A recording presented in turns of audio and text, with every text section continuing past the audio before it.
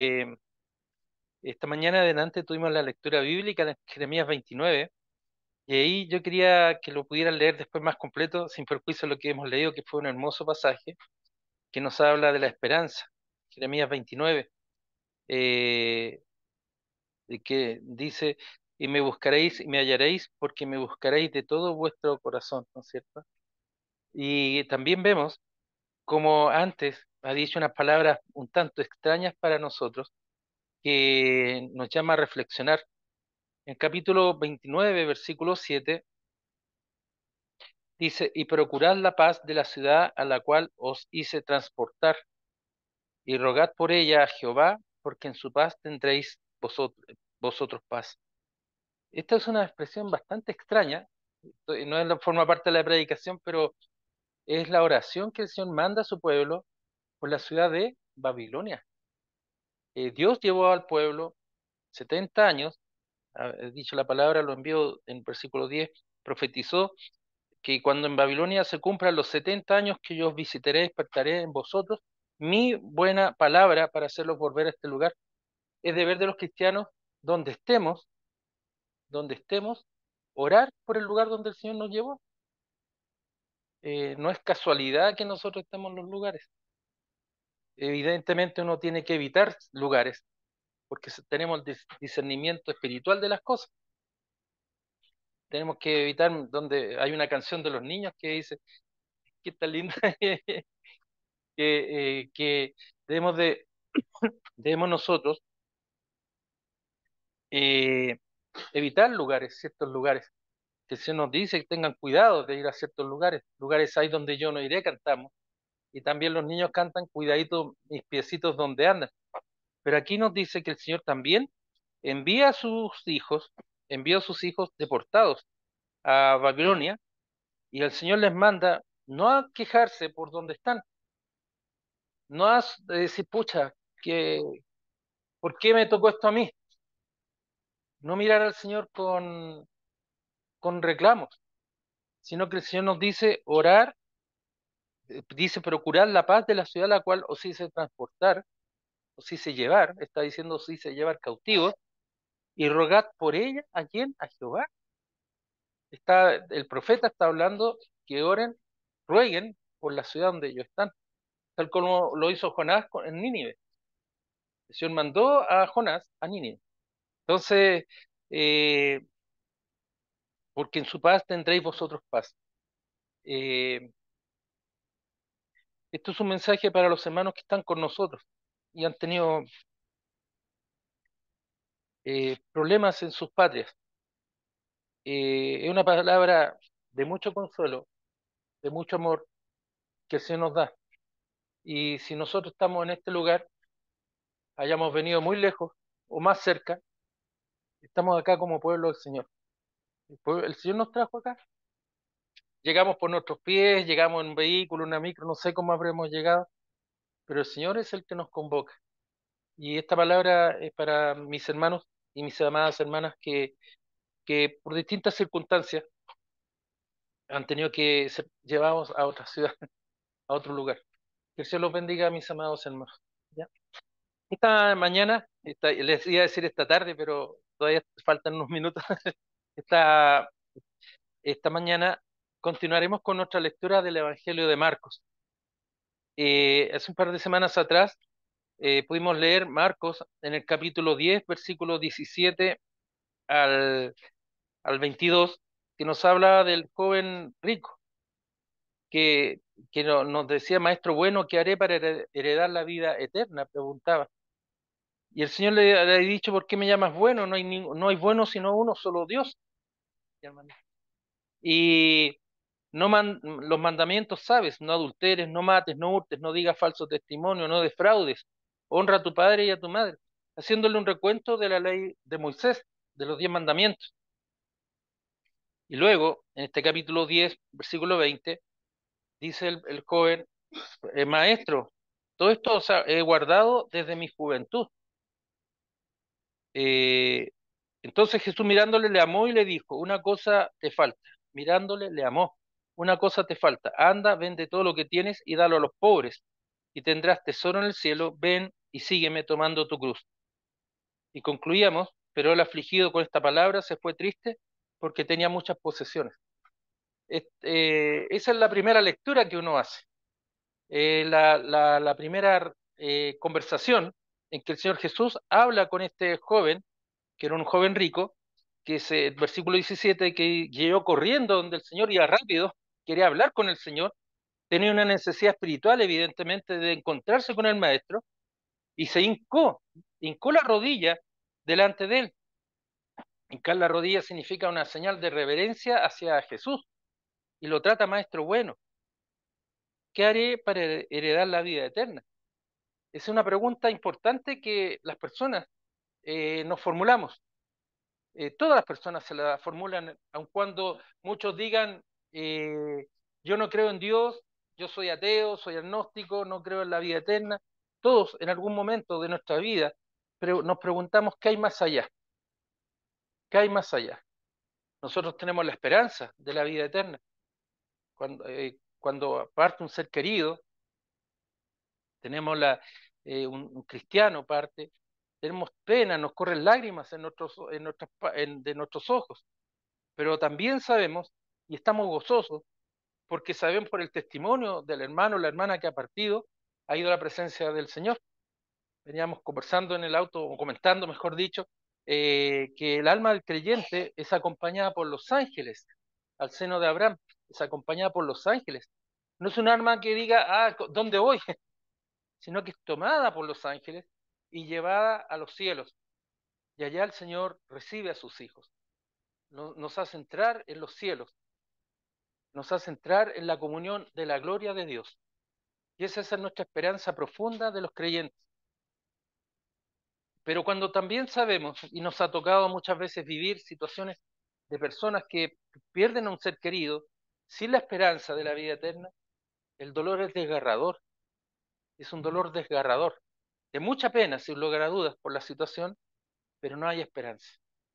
Por mucho que les comentaba a unos hermanos, por mucho que los autos colocan vuela alto, no sé si lo han visto, o levantemos globitos blancos, son símbolos, pero nada de espiritualidad en ellos. Yo no estoy juzgando, por si acaso, si alguien coloca globitos blancos en su funeral, bienvenido, no estoy juzgando. Lo que digo es la falta de esperanza en la vida eterna. Pero nosotros tenemos la esperanza de la vida eterna, y esta pregunta del joven, ¿qué haré para heredar la vida eterna? Es una pregunta que se repite. En Miqueas, capítulo 6:6, pregunta, ¿cómo me presentaré delante de Dios? ¿Qué ofrenda llevaré delante de Dios? Es la misma razón, la misma pregunta, ¿cómo me presentaré delante de Dios? Esta mañana veremos ya no el diálogo entre el Señor y el joven, sino el diálogo que se produce con los testigos que estaban presentes en este lugar, Jesús y sus discípulos. Yo pienso que no está restringido solamente a los apóstoles, sino que pareciera que pudieran haber más personas presentes, más personas que estaban escuchando o testificando o viendo lo que estaba ocurriendo. Y veamos lo que nos dice la palabra esta mañana en Marcos, capítulo 10, versículos 22 en adelante. Dice así la palabra del Señor. Entonces Jesús, mirando alrededor, dijo a sus discípulos, ¿cuán difícilmente entrarán en el reino de Dios los que tienen riquezas? Los discípulos se asombraron de sus palabras, pero Jesús respondiendo, volvió a decirles, hijos, qué hermosa palabra, hijos, cuán difícil les es entrar en el reino de Dios a los que confían en las riquezas. Más fácil es pasar un camello por el ojo de una aguja que entrar un rico en el reino de Dios. Ellos se asombraban aún más, diciendo entre sí, ¿quién pues podrá ser salvo? Entonces Jesús mirándolos dijo, para los hombres es imposible, mas para Dios no, porque todas las cosas son posibles para Dios. Entonces Pedro comenzó a decirle, he aquí nosotros hemos dejado todo y te hemos seguido. Respondió Jesús y dijo, de cierto os digo que no hay ninguno que haya dejado casa o hermano o hermanas, o padre o madre, o mujer o hijos, o tierras, por causa de mí y del Evangelio, que no reciba 100 veces más ahora en este tiempo, casas, hermanos, hermanas, madres, hijos y tierras, con persecuciones, y en el siglo venidero la vida eterna. Pero muchos primeros serán postreros, y los postreros serán primeros. Hermoso, que se nos bendiga la lectura de Santa Palabra. Oremos. Padre bueno, ser amado, damos gracias, Señor, porque nos permite leer su palabra, escucharla, meditar en torno a ella. Pedimos, ser amado, para que usted nos guíe, Señor, a su pueblo, a sus hijos en este lugar, Señor, en su casa de oración. Que sea su palabra la que hable a nuestros corazones, a nuestra vida. Gracias, Señor, porque nos permites leerla, escucharla y guardarla en nuestros corazones, Señor. Te pido, ser amado, que tú nos guíes, Señor, en todo entendimiento. Y en lo personal, Señor, te pido también, Señor, que guíes mis palabras, mi corazón, que esté limpio, Señor, mis labios que sean limpiados, porque es un labio de un hombre pecador, Señor. Pero usted en su misericordia, Señor, me permite estar en este lugar. Te pido, Señor amado, la mayor de sus consideraciones, Señor, la mayor de la prudencia, Señor, la mayor del buen consejo, Señor, de parte suya, para que todo lo que se diga sea en su honor, su honra y su gloria. Le pido, Señor, que limpie mi corazón, retire toda maledicencia, todo mal pensamiento que puede estar en mi corazón en este momento. Gracias, Señor bueno, por cuidarnos. En el bendito nombre de nuestro Señor Jesucristo. Amén. Este pasaje tiene varios aspectos y muchas veces ha sido mal leído. Lo leemos mal, como muchas veces nos ocurre. ¿Pero por qué? Porque nos vamos quedando en frases y no pasamos más allá de lo que el contexto nos está diciendo. Aparentemente el Señor está hablando de una situación económica. Yo no digo que no sea importante el trabajo, no digo que sea importante tener un hogar, una familia o la educación, el vestirnos y muchas otras cosas que se van produciendo dentro de la vida cotidiana. Y esto nos habla del carácter del Señor Jesús. El Señor Jesús nos conoce mejor que nadie. Por eso esta palabra está acá, porque Él está hablando a sus hijos y Él está viviendo en medio de ellos. El Hijo de Dios, que no tuvo a cosa que aferrarse, nos dirá el apóstol Pablo, para humillarse haciéndose hombre, soberano de todas las cosas, el Dios creador, el Dios pleno, el Dios todopoderoso, se humilló haciéndose hombre para beneficio nuestro. Eso cantábamos, incluso se canta en la Navidad, la semana pasada seguramente los hermanos pudieron cantar, hermosos himnos en ese sentido, o hermosas alabanzas hemos escuchado. Pero acá el diálogo que sostuvo el Señor con este joven rico que se humilla frente a él, reconoce la autoridad del Señor Jesús y le pregunta qué haré para heredar la vida eterna. Y el Señor comienza este diálogo: ¿por qué me llamas bueno? No hay ni uno bueno sino Dios. El Señor no está negando con esto su condición primeramente, su condición de Dios. Es hombre y Dios al mismo tiempo. La naturaleza de hombre y la naturaleza divina están en Jesús. Jesús no está diciendo con esto que Él niega su condición de Dios. Él está hablando, hay uno solo, Dios, para colocar dentro de esta conversación, este diálogo que Él tiene, el orden de jerarquía. Dios es el primero, Dios es bueno. Pero luego agrega los mandamientos y se los menciona uno a uno. Evidentemente, no adulteres, significa no tengas relaciones fuera de tu matrimonio, no engañes a tu esposa o no engañes a tu esposo. Hoy no recordemos la historia de la mujer adúltera. También aquí nos está diciendo no adulteres. No vamos a entrar a ver esos temas, pero por ahora quedémonos con esa idea, ¿no es cierto? No mates, no hurtes. Matar significa quitarle la vida a otro. Sabemos que el adulterio significa también el engaño espiritual. No basta decir, hoy día estuve en otro lugar y con eso nadie más supo. No, no es eso. Adulterar significa engañar, modificar la naturaleza de las cosas, cambiarlas en forma mañosa. No matar. El Señor nos dice, cuando ya tú tratas a tu hermano de fato, necio, lo has matado. Estás asesinando con eso. No hurtes, es decir, no te apropies de lo ajeno, no te quedes con las cosas ajenas, no digas falso testimonio, es decir, no mientas ante el juez, no mientas ante los hermanos. Nos ocurre mucho que tenemos una imagen que proyectar y una honra que respetarnos, y mentimos. Y eso el Señor es vergonzoso frente al Señor, porque Él nos conoce, porque engañoso es el corazón, pero el Señor conoce el corazón, el Señor Jesús conoce nuestro corazón. Entonces aquí el Señor le está diciendo a este hombre, y recordad, porque el contexto que habían otros más, no digan falso testimonio, no defraudes, no engañes.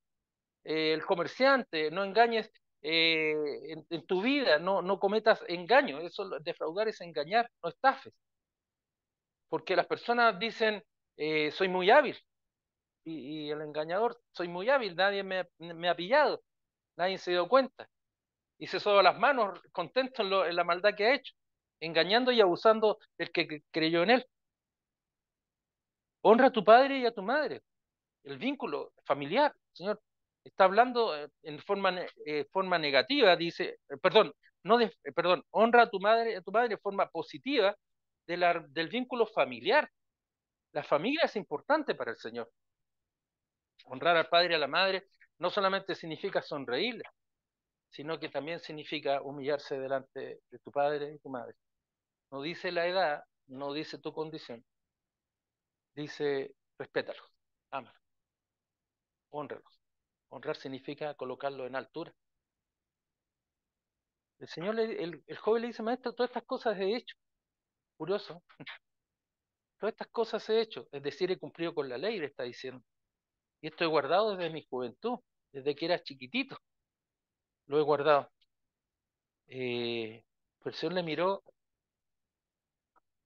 mirándole, le amó y le dijo, una cosa te falta, una cosa te falta. Ve lo que tienes y dale a los pobres y sígueme. Y así tendrás tesoros en el cielo. Y sígueme, le dice el Señor,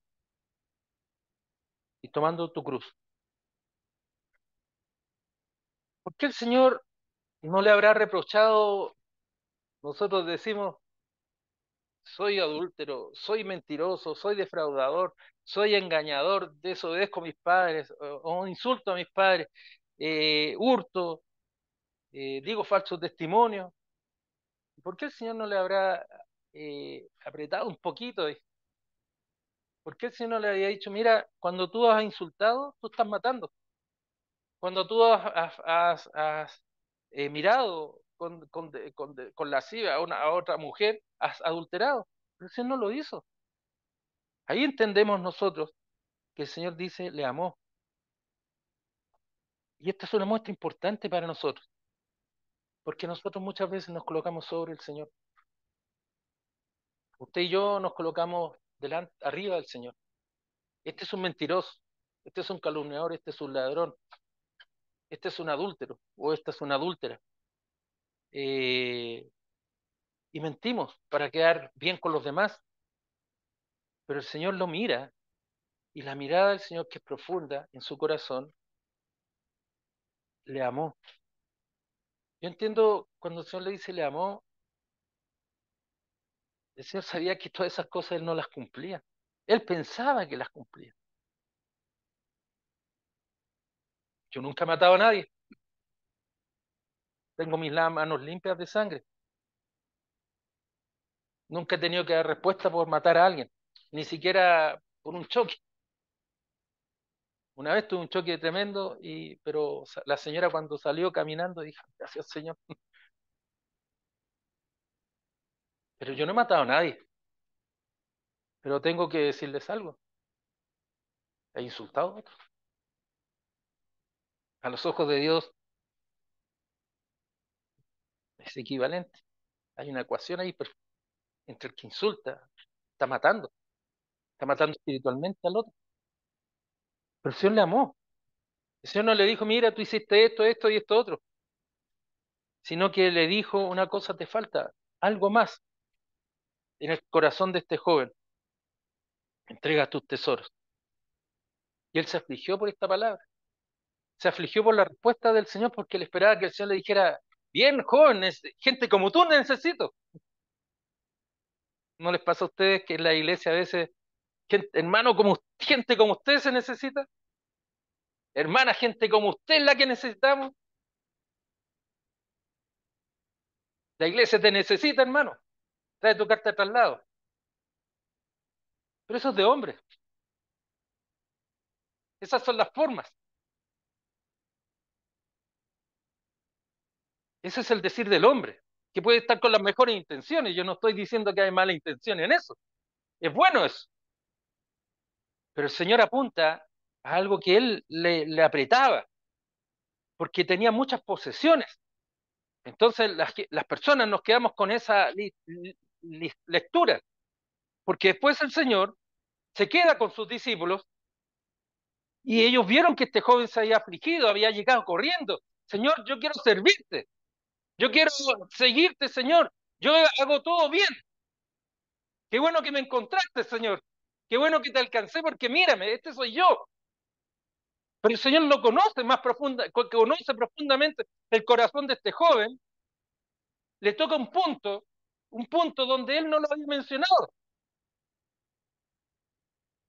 Deja tus posesiones, deja tus riquezas y sígueme. Vende todo lo que tienes y dalo a los pobres. Y tendrás tesoro en el cielo. Y ven y sígueme tomando tu cruz. El joven se aflige. Y la respuesta es porque estaba triste, porque tenía muchas posesiones. Ya no era el joven entusiasta que llegó corriendo frente al Señor, que se arrodilló frente al Señor, que testificó que era muy buen creyente, un muy buen judío, no judío, muy buen judío, respetador y cumplidor de la ley de Moisés, pero el Señor le amó. Y porque le amó, le tocó donde este joven está más afligido. No porque el Señor haya dicho, otro pollo más llegó a mis manos. Tú has matado, tú has asustado, tú has cometido adulterio, tú has hecho esto y esto otro. Son cosas que el joven parece que se vanagloriaba de ellas.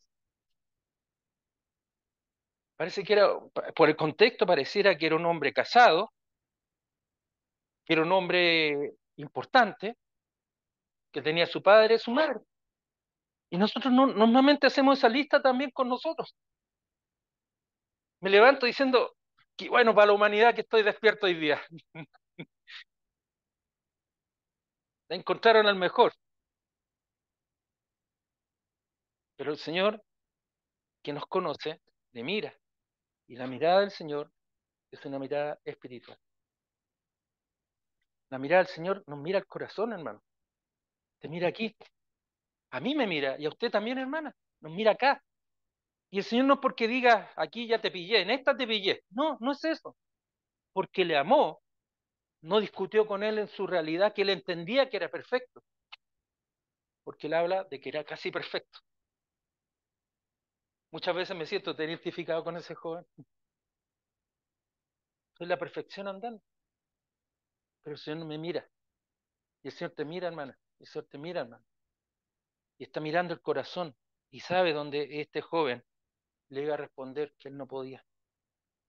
Pero no es para solazarse, sino porque el Señor toma esta misma enseñanza cuando el joven estaba afligido, que se fue triste,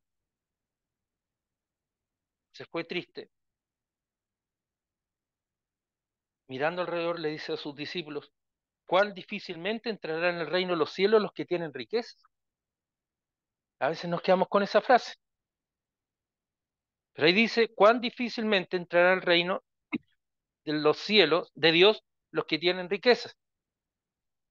Lo hace con un signo de exclamación, es decir, de afirmación. El Señor no está preguntándose, ¿será difícil que alguien en esta condición entre al reino de los cielos? Pero la respuesta que más sorprende es la respuesta de los discípulos. A mí me sorprende la respuesta de los discípulos dentro de este contexto que el Señor nos va adentrando. Los discípulos se asombraron de sus palabras. ¿Por qué se habrán asombrado de sus palabras? A veces colocamos el acento en el joven, pero aquí los discípulos que han sorprendido significa que abrieron los ojos, o alguno habrá abierto la boca incluso. Oh, sorpresa. Pero Jesús respondiendo volvió a decirles para explicarles, hijos, qué amoroso el Señor, hijos, nos trata con un sentido paternal, con un sentido amoroso. cuál difícil les es entrar en el reino de Dios. Y leamos lo que dice: a los que confían en las riquezas. Y eso nos está precisando el carácter. Ya no es tener riquezas, sino confiar en las riquezas. Y sigue avanzando el Señor. Más difícil es pasar un camello por el ojo de una aguja que entrar un rico en el reino de Dios. Sobre la aguja se ha escrito mucho. Si es una aguja de coser, si es el aro de la embarcación donde se enganchan los barcos, o era la entrada a la ciudad de Jerusalén. Pero no nos vamos a detener en ello. Pensemos en un camello, que es un animal grande, pasando por un lugar estrecho. Pensemos en eso por ahora. Ellos se asombraron aún más. No quedaron como diciendo, no entiendo lo que está diciendo el Señor. ¿Quién pues podrá ser salvo? ¿Por qué la pregunta a los discípulos ahora? Porque ellos tenían la convicción de que los ricos y poderosos sí tenían entrada a los reyes, al reino de Dios. Porque ellos entendían que tener riquezas y tener posesiones y cumplir con la ley, como este joven, cumplía con todo. Y ahí se entiende el diálogo del Señor con este joven, porque el joven cumplía con la ley y era rico, camino recorrido, ¿o no? Cumplía con todas las expectativas que nosotros tenemos de una persona. Si estuviera, si estuviera en nosotros el calificar, y eso es lo que ellos están haciendo, quién entra al reino de Dios, está aquí colocando las condiciones de cumplidor de la ley, bien, posesiones, bien. Entonces, ellos se preguntan ahora, ¿quién pues podrá ser salvo? No porque estén teniendo un entendimiento espiritual pleno en las cosas, porque ellos habían visto al joven, que era un joven rico, que se humilló frente al Señor, que para ellos también era importante. Recordemos que en el capítulo anterior, o en los capítulos anteriores, ellos han negado que se acerquen personas al Señor. El Señor les ha enseñado a través de los niños cómo deben de ser, recibir a los que no creen en el Señor o están conociendo del Señor. Entonces ellos quedan admirados porque rico, posesiones, y se somete al Señor. Tres condiciones importantes. Si hubiera estado en ellos, este joven es lo que todos estábamos esperando. Este joven para ellos cumplía con todas las expectativas. Llegó corriendo, se sometió frente al Señor, cumplía con la ley y tenía posesiones. Era un buen discípulo para el Señor. Entonces, cuando el Señor les dice de las riquezas, ellos se preguntan, ¿quién entonces podrá ser salvo? Y aquí viene la respuesta del Señor. Para los hombres es imposible, mas para Dios no, porque todas las cosas son posibles para Dios. ¿Qué es lo que significa eso? Que el pecador más acérrimo, la doctrina nos habla que somos depravados, estamos muertos en delitos y pecados, nos dice la palabra. La enseñanza nos dice que hay una depravación total del hombre. Total, no medias, ni tres cuartos, ni un cuarto, ni un octavo. Total. Pero ahora el Señor nos habla de gracia. Ese es el punto que el Señor le está diciendo a estos hombres. No son las riquezas, no es el que tú corras, no es el que tú te arrodilles, no es el que tú cumplas con la ley, el que va a permitir que tú seas salvo. Que usted y yo vamos a ser salvos, tener la vida eterna. Volvamos a la pregunta. El Señor ahora está respondiendo a la pregunta, ¿qué haré para ser salvo? Nada, nada. La respuesta a la salvación, mis amados hermanos, está dado en Dios, porque para los hombres es imposible, no podemos cumplir con la ley, no soy rico, no tengo la capacidad para correr, no me puedo arrodillar frente al Señor, no, al Señor no lo vemos, sabemos que está aquí en medio nuestro, pero no lo vemos. Juan nos dirá, ¿cómo puedes amar a tu hermano que estás viendo y dices que amas a Dios si no lo ves. Entonces, el punto aquí está en el qué, en que para los hombres es imposible, porque ningún hombre puede cumplir con la ley. Ninguno puede ser llamado bueno, sino Dios. Las posesiones son temporales. Por eso el Señor lleva al extremo a este joven para mostrarnos el sentido de la riqueza y de las posesiones y del trabajo. El tesoro nuestro, nos enseñará el Señor, está en los cielos. Y aquí el Señor ya está anticipando la enseñanza del tesoro en los cielos. Tendrás tesoros en el cielo. Sígueme. Entonces, aquí el Señor le está diciendo a estos hombres y dice a su iglesia y me dice a mí que no es el carácter del hombre, no es el carácter del hombre donde está la salvación, sino en el amor y en la misericordia de Dios. No hay ni uno, ni uno, ni uno, ni uno, dice el Señor, le recuerda al joven, ni uno solo bueno, ni uno solo bueno, solo Dios. Pero Dios, en su amor y en su misericordia, tal como amó a este joven, el Señor Jesús, dice, aunque tú no seas capaz de cumplir con la ley, Dios te dará la vida eterna. Y voy más allá. Aunque tú, aunque tú no seas capaz de cumplir con la ley, yo te doy la vida eterna, dice el Señor. El joven ha puesto el énfasis, ¿qué haré para heredar la vida eterna? ¿Qué haré para heredar la vida eterna? El Señor le dice que es Dios el que da la vida eterna, porque Dios es el creador, Dios es el soberano. Y cuando, mis amados hermanos, nosotros vemos por gracia y entendemos por gracia que somos salvos por un regalo de Dios, un regalo inmerecido, usted y yo, mi hermana, está declarando muchas cosas. Lo primero que está reconociendo es que Dios es soberano sobre todas las cosas. Lo segundo que usted está reconociendo es que Dios en su infinito amor y en su infinita misericordia lo ha mirado. Ha dicho y entendemos que Dios ha escrito nuestro nombre, como nos dice la palabra, en el libro de la vida, desde antes de la fundación del mundo. Y lo que nosotros juzgamos como un mal hermano o un mal proyecto de hermano,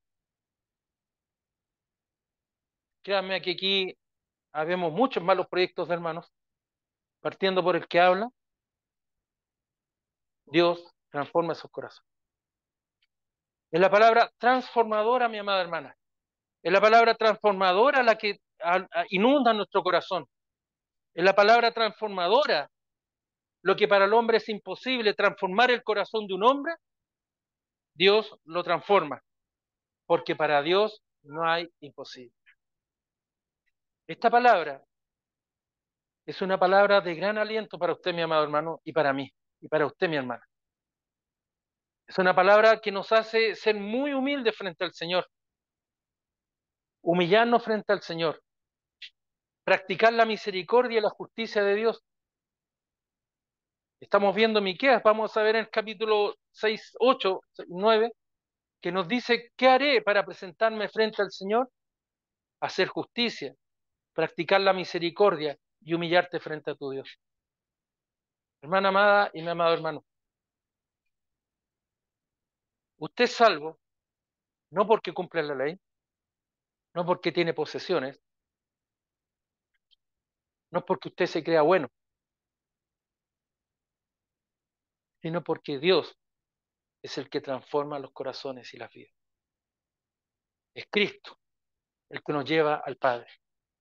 La enseñanza de ese pasaje no está en el joven, no está en los diálogos, sino que está acá. Lo que es imposible para los hombres, para Dios no es imposible, porque todas las cosas son posibles para Dios. Es el Espíritu Santo el que transforma los corazones. Es Dios el que habla el Espíritu Santo y habla a nuestros corazones y nos hace proclamar la verdad de que Cristo es mi Salvador. Hermanos amados, no es por obras, no es por sangre, no es por linaje, no es por conocimiento, no es por riqueza, sino que es por amor, por amor de Dios hacia nosotros. Tal como el Señor Jesús miró a ese joven y lo amó, el Señor Jesús te mira hoy día. El Señor Jesús me mira. El Señor me dice, levántate, camina conmigo, no te aferres a las posesiones, no te aferres a lo que tú crees que tú cumples con la ley. No te aferres como les decían antes, me levanté hoy día y el mundo se iluminó conmigo. No es así. Aférrate al Creador, confía en el Señor. Y si usted, mi amada hermana, y usted, mi amado hermano, ve eso, entendemos eso, es porque Dios está hablando a tu corazón. Es Cristo que nos está enseñando. No es el pastor. El pastor está leyendo, está tratando de entender la profunda bondad de Dios. Pero es Cristo el que está hablando y es el Espíritu Santo el que está hablando a tu vida. Hermanos amados, es eso el fundamento de nuestra fe. Cristo está hablándole a los hermanos, a estos discípulos y a nosotros, que este es el fundamento de la fe, que Dios es el que transforma los corazones, que la palabra es la palabra transformadora de los corazones. Yo no soy Dios, no soy Jesús. Escasamente me puedo mirar a reflexionar dentro de mí, pero sí sé que Cristo es el que me da vida eterna. Sí sé que Cristo es el que nos da vida eterna. Y sé que Cristo transformó esa alma pecadora, la redimió, la lavó, y aquí me tiene, caminando tal como ese joven, hacia el día en que esté frente a Dios en su gloria. Mis amados hermanos, que para el Señor sea el honor, la honra y la gloria, y para nosotros la misericordia del Señor y el agradecimiento del Señor hacia el Señor por darnos esta hermosa palabra. Yo me atrevería a decir, aunque alguien me diga que quizás estoy hablando algo imprudente, este es un versículo, de los versículos más importantes de la predicación del Señor. Cuando el Señor comenzó su ministerio, llamó al arrepentimiento. Llamó al arrepentimiento para el perdón de los pecados. Estos hombres, cuando escucharon del Señor, ¿quién era este Jesús que hace milagros? Arrepentirnos. Bueno, me puedo arrepentir y pido perdón. Pero aquí el Señor agregaba creer en el Evangelio. Y todo eso es obra del Señor. Creo yo, mis amados hermanos, que este es un versículo neurálgico en la vida del creyente. Lo que es imposible para los hombres, tomar esto del corazón, para Dios no es imposible. Que el Señor nos bendiga. Oremos. Padre bueno, Señor amado, te damos gracias, Señor, por este tiempo tan especial que usted nos da, Señor, para escuchar su palabra, conocer su voluntad, Señor. Señor amado, gracias porque ella habla a nuestro corazón. Somos como ese joven, Señor, que corrió, se arrodilló. ¿Qué haré para ser salvo? ¿Cumplo con la ley? No, Señor. ¿Tengo posesiones? No, Señor. ¿Soy bueno? No, Señor. Pero tú, Señor, en tu infinito amor y en tu infinita misericordia,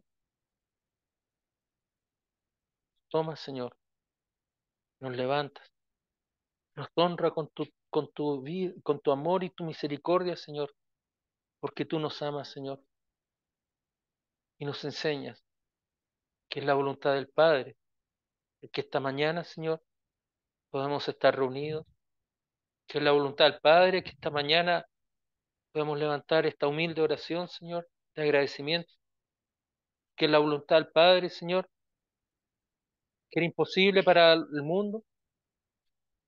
En Dios todo es posible, porque eres tú, Señor, el que nos da la vida eterna.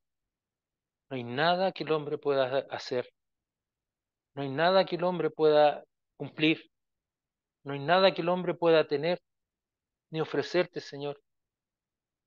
Mas ahora tú estás hablando a nuestros corazones a través de tu palabra transformadora.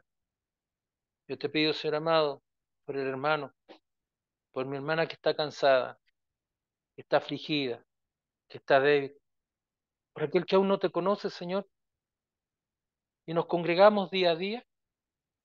Tu palabra, Señor, es la que transforma nuestras vidas. Y prometemos, Señor, y te prometo, Señor, y hermano amado, hermana amada, repita en su corazón, prometo, Señor, seguirte. Prometo, Señor, obedecerte, Señor. Gracias, Señor, por la vida eterna que tú me has regalado, Señor. Ese regalo que no merecía, Señor. Pero tú, Señor, en tu infinito amor, tu misericordia eterna, Señor, has derramado, Señor, la has derramado sobre mí. Gracias, Señor, por responder esa pregunta de ese joven en mi vida. ¿Qué haré para tener vida eterna?